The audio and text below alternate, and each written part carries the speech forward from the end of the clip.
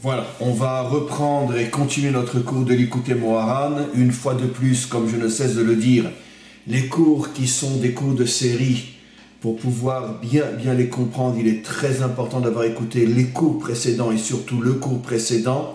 Une fois de plus, je répète que tous les cours sur le l'Ikouté Moharan ainsi que les cours sur les contes se trouvent dans la rubrique Chassidout dans le site. Donc vous avez là-bas tout ce dont vous avez besoin pour pouvoir vous préparer chaque semaine à écouter un nouveau cours. Le cours d'aujourd'hui est dédié à la réussite dans tous les domaines et toutes les bénédictions à Ariel Chaim. Et on va commencer. Je ne fais pas de résumé, j'ai dit une bêtise, un minuscule résumé sur ce que nous avons vu la semaine dernière. Rabbi Nachman explique que l'une des conditions fondamentales pour arriver à une prière authentique, profonde, qui nous connecte véritablement au Maître du monde. Parce qu'encore une fois, comme on l'a expliqué, la prière, c'est pas seulement demander et s'imaginer que, et s'envoler dans des fantasmes de je ne sais quoi. Et la prière, c'est une véritable connexion. Exactement de la même manière, je rajoute des choses que je n'ai pas dit bien sûr, quand on fait un résumé, que vous avez un appartement, vous voulez allumer une lampe, vous devez trouver l'endroit où le constructeur a mis la prise. Vous n'allez pas vous imaginer faire un trou dans le mur et rentrer la prise. Vous devez vous connecter. Et seulement s'il y a connexion, il y a lumière. Et Rabbi Nachman a expliqué que la prière, c'est une connexion avec le Maître du monde, parce qu'on reçoit des forces, comme on a expliqué dans les précédents cours. Je ne vais pas revenir sur tout ce qui a déjà été dit. On reçoit des forces grâce à la prière. D'ailleurs, c'est le test aussi pour savoir si notre prière est une véritable prière ou si c'est simplement des paroles illusoires qui nous font rentrer dans un monde tout à fait imaginaire, ce qui est malheureusement le cas de la majorité de ceux qui prient. Comment savoir si véritablement ma prière est une vraie prière ou simplement, encore une fois, une illusion? Est-ce que je ressors renforcé? Par exemple, je demande à Hachem de m'aider par rapport à tel ou tel problème. Après la prière, je dois en principe ressentir que sont rentrées en moi des forces qui vont me permettre d'affronter plus fort encore, plus déterminé, avec plus de volonté, le problème qui se présentait devant moi. Mais si ce n'est pas le cas, c'est la preuve que ma prière n'a pas du tout provoqué une connexion. Et Rabbi Nachman expliquait, je ne vais pas revenir dans tous les détails car le précédent cours était un cours très important. Rabbi Nachman explique que l'une des conditions fondamentales pour pouvoir mériter la connexion pendant la prière, c'est Shmirat Habrit. Ça veut dire, en français, excusez-moi l'expression, la propreté, je préfère dire propreté plutôt que pureté, propreté sexuelle. Ça veut dire que si quelqu'un est un débauché, d'accord, pas forcément débauché dans le sens le plus voyou du terme, mais si quelqu'un, même s'il ne trompe pas sa femme, c'est vrai dans l'autre sens aussi par rapport à l'épouse, mais bon, de temps en temps, regarde des films un petit peu exagérés, ou des magazines un petit peu exagérés, ou regarde les femmes et les filles qui passent dans la rue, etc. À plus forte raison s'il trompe sa femme ou il va avec d'autres. À combien plus forte raison s'il n'est pas marié et que chaque semaine il change de femme. Donc tous ces gens-là, même si à un moment précis ils sont en danger ou je ne sais quoi, et tout d'un coup ils se rappellent que Dieu existe et de toute leur tripe et de toute leur force ils prient, ils n'ont aucune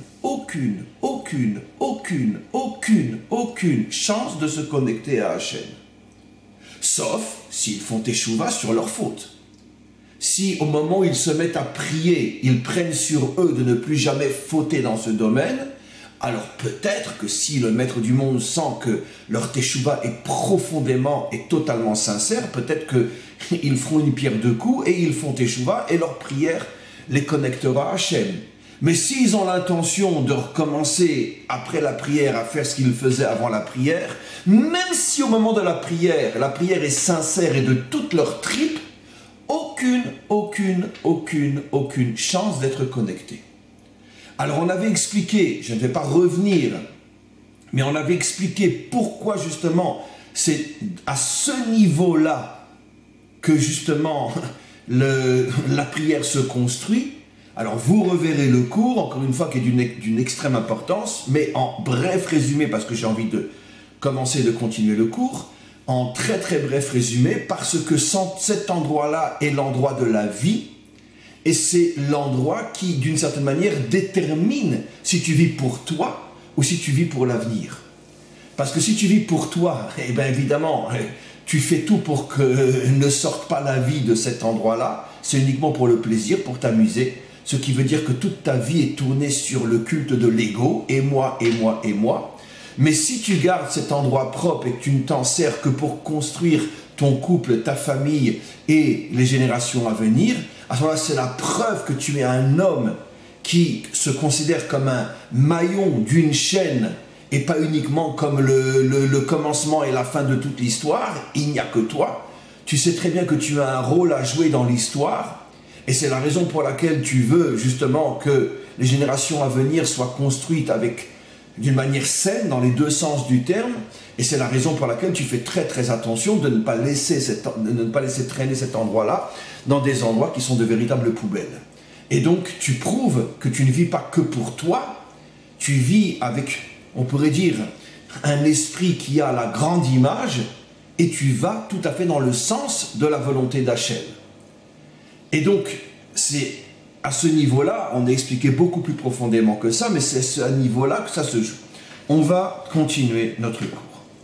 On est toujours dans la Torah 2, et on arrive maintenant au 3e paragraphe. Celui qui a le mérite de recevoir cette épée, on avait vu dans les cours précédents, que la véritable prière est comparée à une épée, parce qu'elle fait de moi un guerrier qui me permet de me battre dans ce monde. Parce que tant que les épreuves et les difficultés sont plus ou moins standards, à la rigueur, je peux vivre dans l'illusion, mais à la rigueur que je n'ai pas besoin d'Hachem. Mais quand je suis face à des situations insurmontables, là j'ai vraiment besoin de lui, j'ai besoin de lui qui me donne des forces, qui me donne cette épée qui va me permettre de me battre contre le mal, contre les obstacles, qui va faire de moi un guerrier, comme on a expliqué. Alors,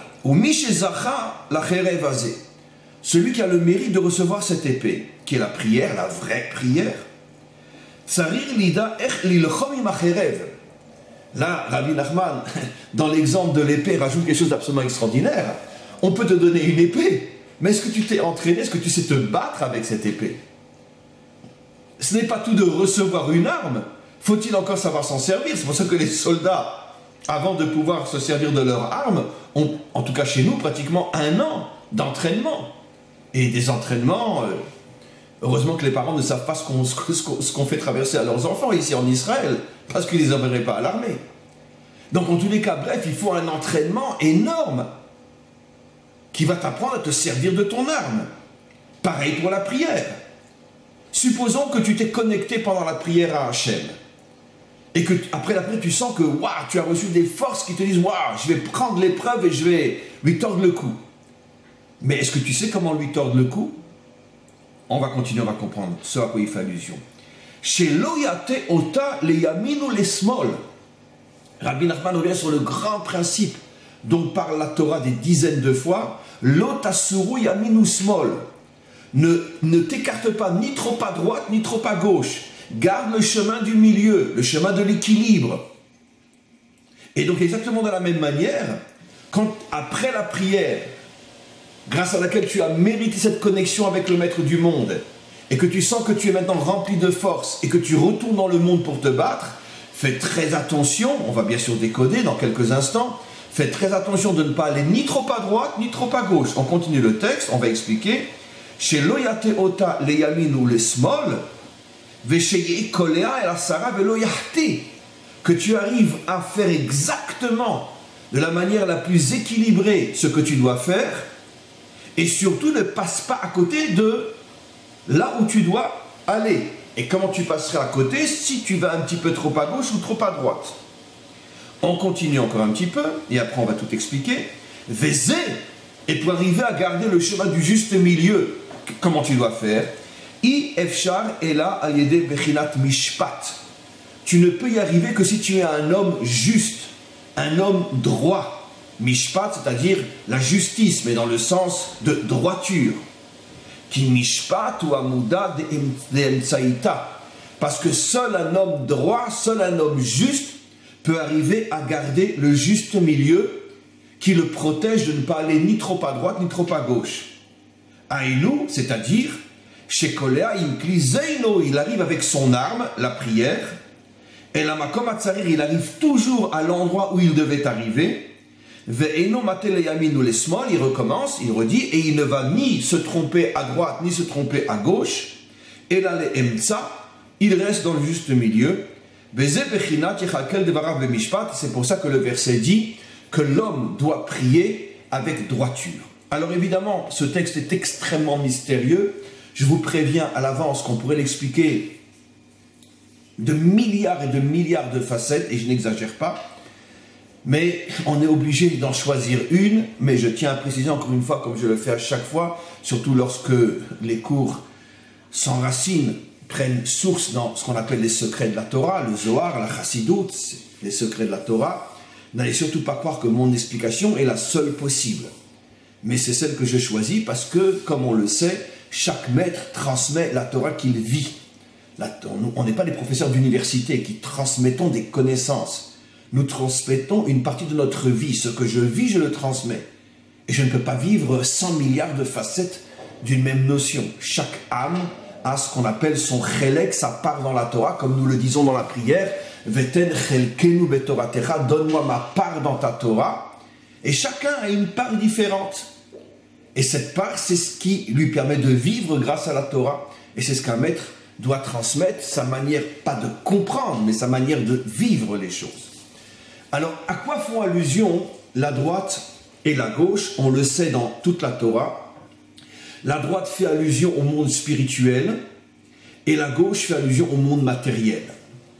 Dit d'une autre manière, la droite fait allusion à l'attitude qu'aurait l'homme de ressentir profondément que tout ne dépend que d'Hachem et sa part à lui est pratiquement inexistante. Et la gauche, c'est tout le contraire. C'est que l'homme ressent que la plus grande part lui revient à lui et il a aussi besoin un petit peu de l'aide d'Hachem. Ça veut dire que dans ces deux extrêmes, on arrive à la conscience qui est à l'extrême opposé. L'homme qui a une conscience de droite pense qu'à 90% tout dépend d'Hachem et à 1% dépend de lui. L'homme qui a une conscience de gauche, ça n'a rien à voir avec la politique bien évidemment, je parle de la droite et la gauche selon les codes bibliques. Celui qui a une conscience de gauche pense qu'à 99% ça dépend de lui et à 1% ça dépend d'Hachem, parce que c'est un croyant quand même. Quel est le chemin du juste milieu? Le chemin du juste milieu, c'est justement de comprendre que c'est en vérité 50-50. C'est ce que nos maîtres nous disent. Kol adam din emet le'amito, que je vais traduire d'après le sens, pas seulement d'après le sens littéral, mais d'après le sens profond. Tout celui qui a un comportement authentique dans ce monde, qui se conduit de manière authentique, na'aseh shutafo shel HaKadosh Baruch Hu. Il devient l'associé d'Hachem. Or, dans une association, une vraie association, c'est 50-50, on partage tout. Et le maître du monde nous demande d'être son associé. C'est-à-dire que ma part de responsabilité et d'action n'est pas moins grande, ni plus grande que la sienne. Sa part de responsabilité et d'action n'est pas plus grande, ni plus importante que la mienne. Le maître du monde, bien évidemment qu'il peut tout faire et nous envoyer balader et même pas nous créer s'il le veut. À chaque instant, il peut retirer l'énergie qu'il a mis en nous et on disparaît. Mais le maître du monde est un vrai maître du monde. Et ce qu'il veut, c'est pas que les hommes soient ses disciples, soient ses serviteurs, soient ses... Ça, laissez toutes ces choses-là pour les hommes. C'est les hommes qui ont inventé le maître et le disciple. C'est les hommes qui ont inventé le gourou et le serviteur. Le vrai Dieu, il n'est pas comme ça. Le vrai Dieu, il ne veut pas que tu le considères comme... Waouh. Le vrai Dieu, il te dit, moi, je suis ton associé, 50-50. Je ne suis pas plus important que toi, tu n'es pas plus important que moi. On avance ensemble. Ça, c'est la vraie Torah. Et malheureusement, cette vraie Torah, le premier qui la trouve, il a gagné.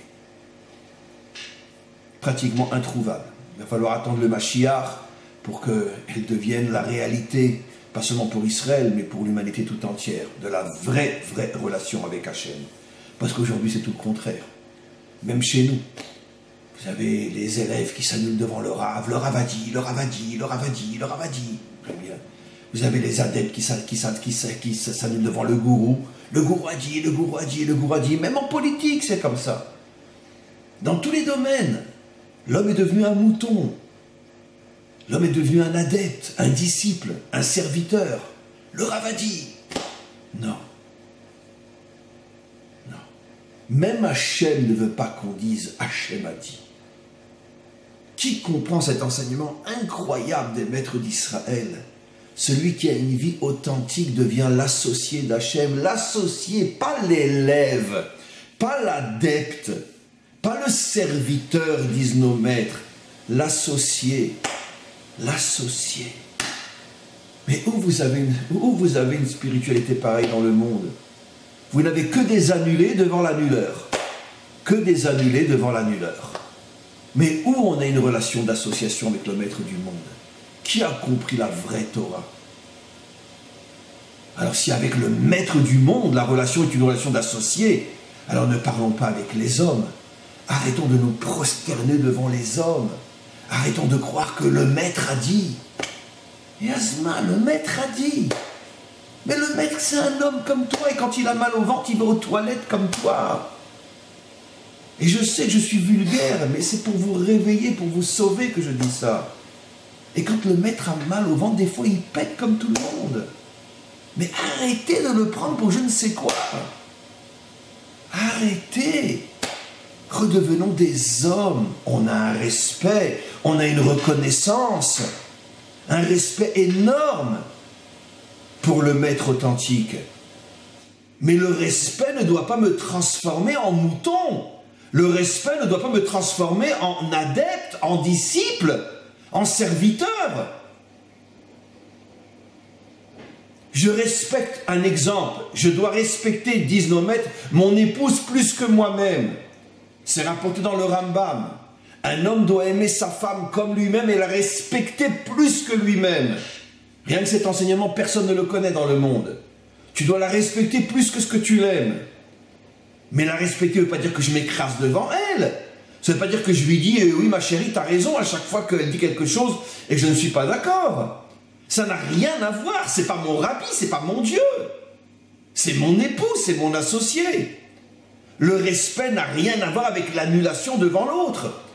Et aujourd'hui, dans toutes les religions, y compris dans la nôtre, si on a un rabbi, on s'annule devant lui. Mais ça n'a rien à voir avec le respect. Nos maîtres nous disent qu'on doit respecter plus que tout son épouse ou son maître. Mais de la même manière que je respecte mon épouse plus que moi-même, je ne m'annule pas devant elle. Je respecte mon maître plus que moi-même, mais je ne m'annule pas devant lui. C'est un homme comme moi. Et quand il a mal au ventre comme moi, il va au même endroit que moi. C'est pour ça que Rashi nous explique dans la Torah que Pharaon, qui voulait être pris pour un dieu, allait se cacher lorsqu'il allait faire ses besoins. Parce que si tu fais tes besoins comme tout le monde, tu ne peux pas être un dieu. Ça sent pas bon. Voilà. Et Moshe, Hachem lui révélait à chaque fois, dit Rashi, l'endroit où il allait faire ses besoins. Et à chaque fois que Moshe venait le mettre en garde, Hachem l'envoyait bidiouk à l'endroit où il était en train de faire. Et Moshe lui disait alors, dis-moi, c'est qui le mon Dieu ici? Voilà. Voilà. Nos maîtres racontent dans le Talmud qu'un jour, l'élève, je crois que c'était de Rabbi Akiva, un élève de Rabbi Akiva s'est caché dans les toilettes pour voir comment Rabbi Akiva faisait ses besoins et comment il s'essuyait. Mais vous imaginez aujourd'hui un chassid qui va rentrer dans les toilettes de son rabbi pour voir comment il fait ses besoins? Parce qu'aujourd'hui, c'est que des moutons. Mais à cette époque, c'était des hommes. Des hommes. Ça n'empêche que l'élève respectait Rabbi Akiva plus que lui-même. Mais ce n'est qu'un homme. Ce n'est qu'un homme. Donc, c'est ça, le juste milieu. Malheureusement, dans la nature humaine non travaillée, non réparée, tu as soit ceux qui s'annulent complètement devant Dieu, soit ceux qui annulent tout devant eux-mêmes. Dit dans un langage plus terre à terre, je dirais les ultra-orthodoxes et les laïcs, les ultra-laïcs. Les ultra-laïcs, c'est et moi, et moi, et moi. Et les ultra-orthodoxes, c'est et Dieu, et Dieu, et Dieu. Ou, pareil, le rabbi, le rabbi, le rabbi, le rabbi. Parce que le christianisme, il est né chez nous. Et en vérité, ce qu'ont fait les chrétiens de penser que Dieu s'était fait homme, croyez-moi, ça existe jusqu'à aujourd'hui chez nous encore. La relation que le chassid a avec son rabbi, allez, ne nous fichons pas de la vérité. Tu le considères comme un Dieu, un point c'est tout. Même si tu ne l'appelles pas Jésus, tu le considères comme un Dieu. Et c'est pas pour rien que le christianisme est né chez nous, les Juifs. Parce que ce problème-là, on le traite jusqu'à aujourd'hui. Donc finalement, avec toutes les nuances, il y a deux grands types d'hommes sur terre. Ceux qui pensent que tout ne dépend que d'eux, et ceux qui pensent que tout ne dépend que de Dieu ou de son représentant, le rabbi. Maintenant, des gens qui sont au juste milieu, qui pensent qu'il y a une association entre Dieu et l'homme, une association réelle, authentique, profonde, du moitié-moitié, des hommes comme ça, il y en a un tous les 150 milliards d'années. Un tous les 150 milliards d'années. Et le prochain, ce sera le Mashiach. Voilà. Alors maintenant, quel est le rapport avec la prière? Et après, on va encore expliquer autre chose. Parce que justement, au moment où je prie, je demande à Hachem de m'aider. Maintenant, comment je considère l'aide qu'il va me donner? Ça veut dire, est-ce que je considère qu'en vérité, c'est à moi de presque tout faire? Mais bon, j'ai besoin de toi aussi, parce que bon, d'accord, je crois en Dieu. Ça, c'est celui qui est complètement à gauche. Ou bien celui qui est complètement à droite. Hachem, je t'en supplie, prends-moi en charge. Meurs pour moi. Sacrifie-toi pour moi. Donne-moi ta grâce. Sauve-moi, tu es mon sauveur. Voilà. Les fous de la droite, les fous de la gauche. Voilà. Et c'est pas évident. Parce que si je suis un homme d'action, mais en même temps un croyant, bon, je vais m'acquitter d'une prière parce que bon, il faut bien que je tienne compte du fait que le bon Dieu, il m'aide un petit peu aussi. Si je suis un fou furieux dans la croyance, mon Dieu, t'es mon sauveur, prends-moi en charge. Et finalement, je fais rien. Qui est celui qui est capable de prier et après de rentrer dans l'action et de savoir qu'il n'a que la moitié de la part de la réussite. La moitié c'est Dieu, la moitié c'est moi. Et ensemble, on est des associés qui construisons le monde. Un tous les 150 milliards d'années. Parce que c'est ce qu'il y a de plus dur. Maintenant, Rabbi Nachman nous révèle mais comment qu'on arrive à cet équilibre qui est en vérité la vraie spiritualité qui n'existe nulle part. Bon, je n'ai pas un ici, un là. Mais très schématiquement, la vraie spiritualité a disparu de notre monde depuis des millénaires, y compris chez nous, peuple juif. Tu n'as qu'un berger avec des moutons, c'est tout ce que tu as aujourd'hui. Et dans toutes les religions, c'est comme ça. Dans toutes les idéologies, c'est comme ça. Alors, Rabbi Nachman nous révèle ici, alors comment qu'on arrive à ce juste milieu? Mishpat. En étant un homme droit dans tous les domaines de ta vie. Au travail, quelqu'un vient et te propose un chèque de 1 million d'euros pour une petite signature, là, allez, une petite signature. Non. Je sais pas. Ça me parle pas. J'ai pas confiance. C'est quoi cette affaire-là? Je signe pas. 1 million d'euros! Une petite signature! C'est nous qui faisons tout le travail! Non, je ne signe pas. Dans tous les domaines de sa vie, un homme droit. Dans sa relation avec son épouse, avec les enfants, avec le monde, dans le travail. Un homme droit, un homme juste. Un homme qui fait de la droiture son idéal. Je suis un homme droit. Personne ne peut m'acheter. Personne ne me fait peur. Personne ne peut m'influencer. J'avance avec droiture. Et je ne fais de cadeau à personne, et je ne prends de cadeau de personne. Je suis un homme droit. C'est pas facile d'être un homme droit. Parce que là aussi, vous en trouvez un tous les 150 milliards d'années. Un homme droit. Droit dans les affaires, droit dans le travail, droit avec son épouse, droit avec ses enfants, droit avec lui-même, droit avec Dieu, droit. Mais c'est ce qu'il y a de plus dur. Parce qu'on est tous des tordus. On est tous des tordus. On est tous tordus un petit peu trop à droite, un petit peu trop à gauche. Dans une relation de couple, c'est pareil. Ou c'est moi le mec, ou je suis annulé devant ma femme. Comme aujourd'hui, dans la plupart des relations de couple, mariés ou pas mariés, l'homme, il fait le mec dehors, mais dès qu'il rentre chez lui, viens ici, toi. Oui, ma chérie, qu'est-ce que tu veux? Ben oui. Alors dehors, c'est le mec. Hein. Mais quand il rentre chez lui, heureusement que personne ne voit comment il se comporte. Ça veut dire dehors, il est trop à gauche, et dedans, à la maison, il est trop à droite. Complètement annulé. Qui arrive dans chaque situation à être l'associé? Rabbi Nachman nous révèle encore une fois, seulement celui qui est droit dans tous les domaines, celui qu'on ne peut jamais acheter, celui qu'on ne peut jamais faire changer de chemin quand il sait que c'est le juste chemin, celui qui avance avec détermination, avec conviction, avec certitude, avec force, et qui n'a peur de rien ni de personne, et qui est toujours droit. Celui-là, et seulement celui-là, pourra savoir comment se servir de sa prière sans tomber ni trop à droite ni trop à gauche. Bref, le message fondamental que Rabbi Nachman nous enseigne ici, c'est que finalement, c'est pas parce que tu as une tête pleine de Torah ou que tu fais toutes les mitzvot uniquement, je parle uniquement, car évidemment qu'il faut être rempli de Torah, évidemment qu'il faut faire toutes les mitzvot, mais je rajoute le mot uniquement. Tu crois que parce que tu étudies la Torah tous les jours, tu vas forcément être un homme droit? Allez, je préfère me taire. Ok, parce que dès que tu quittes ton centre d'études et que tu retournes dans ton bureau, ouais, d'accord, très bien.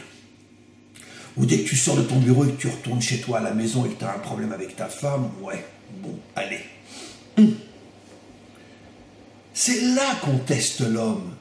On ne teste pas le moment où il étudie, parce que là c'est sûr qu'on est tous des saints au moment où on étudie. On ne teste pas le moment où il prie, au moment où il met les tefilines, parce que là c'est sûr que tout va bien.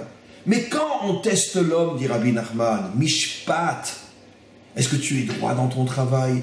Est-ce que tu es droit dans ton couple? Est-ce que tu es droit dans tes relations humaines? Est-ce que tu es droit dans la vie? C'est là qu'on teste l'homme. Et malheureusement, la majorité l'oublie. Ah, moi je suis un super juif, hein, je mange ultra cachère.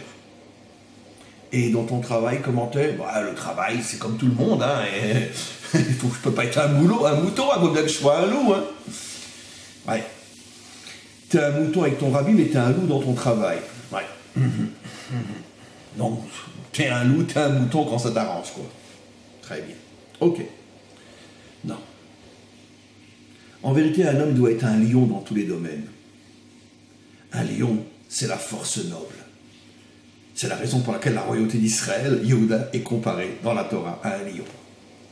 On doit être un lion. Un lion, c'est la force remplie de noblesse, remplie de majesté. Je suis fort. Je n'ai peur de rien. Je n'ai peur de personne. Je suis droit. Je suis un lion. Voilà, c'est ça le secret de la royauté. Alors que le maître du monde nous aide à enfin, après des millénaires de mensonges, à atteindre la vérité vraie, la véritable association avec toi, maître du monde, sans être ni trop à droite, ni trop à gauche. Amen, v'chen yeh ratzon.